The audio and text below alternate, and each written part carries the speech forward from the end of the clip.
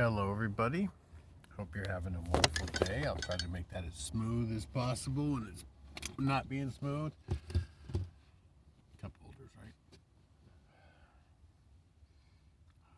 How are you doing? Sorry, I need to speak up. My name is Bobby. Welcome to my channel. I speak of many things as a Jedi, as a spiritual healer, as a once lover, way back in the day. Anyway, I like to talk about different things, and sometimes I do not elaborate as much as I should. And one thing I would like to mention when it comes to a certain connection that I really had a strong bond with. You could throw out the term soulmate or twin flame. But the one thing about this connection that I knew it was different and I knew it was special was the way I felt. And it was unconditional. And that was the best way to put it. And I, having my issues, abandonment issues, trust issues, already ingrained in my DNA through my childhood, my relationships never lasted. They were always hot and heavy, they burn out. And it was usually me getting bored and, doing something inadvertently to make them want to leave me or whatever. It's either you sabotage your own stuff. I'm not gonna go blaming other women. Sometimes they were just nuts. Let's be honest. I'm not gonna always take the hit on this, but right. But for the most part, they were. It was always a sweet start and then just a, interestingly bad finish, regardless. Because it's never ended well for somebody was always booty hurt more than the other person. You know what I mean? Whether it was me or them. And it went both ways. I wasn't always the one just, walking away, but I was always very good about controlling the space, right? And letting people know from the get-go, I don't want to fall in love, so if you got a problem, sometimes they would just walk away, sometimes they wouldn't have a problem, but then they'd have a problem, Women get very emotional. And I love that about them. But this is about unconditional love that I didn't understand before that. She brought that out of me, and I'd always had problems in the past of jealousy with girlfriends, especially because me being me, I pick very, and she even mentioned that once. She's all, the girls that you are interested in or you've been with have always been special in some way. Like Jennifer was a marine biologist, and Lisa was an amazing artist.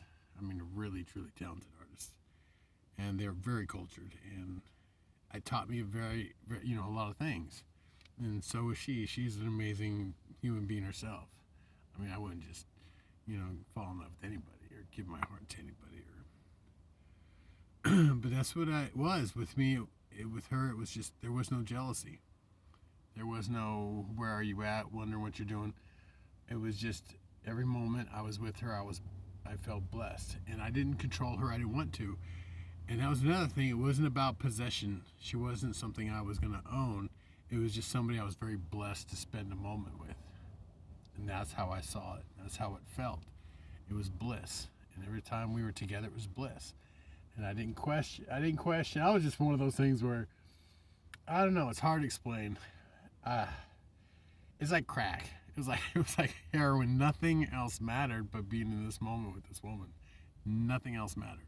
There were things that mattered, but you know what I mean? And there wasn't, I wasn't thinking about partying with friends or playing video games or watching some stupid show.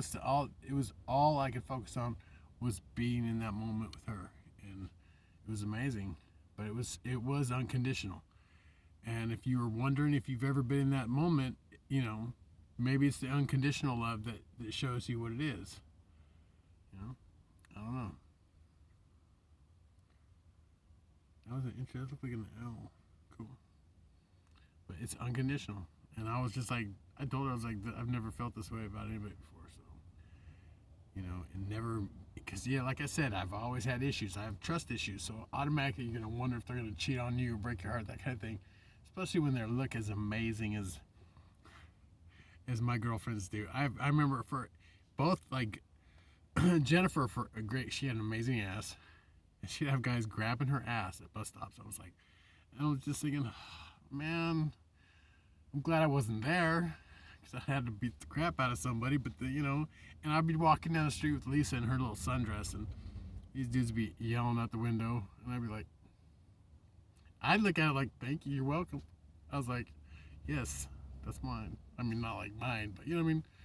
She's walking with me, baby. And that's kind of where I'd look at it. I'd take it as a compliment. But at the same time, it was always in the back of my mind, being jealous. And with her, there was no jealousy. It was just, I just treasured the moments I was with her. I mean, like I said, it turned into a Greek tragedy because, like I say, you have a garden. Love is a garden. And when it grows and it blooms and it's beautiful, but when you don't keep watering it and tending it, it dies and it just becomes this big compost. And that's very romantic, huh? Visual. Anyway, so that's my little spiel on soulmate connections. If you want to know if it's real, it's unconditional, and you don't judge them. You don't ask them when they're going to be home. There's no control. There's no demands. There's no possessive feelings. They're simply just happy to be in that moment with them, and you hope it's mutual. Anyway, I'm gonna let you go because that's it. Have a wonderful day. Goodbye.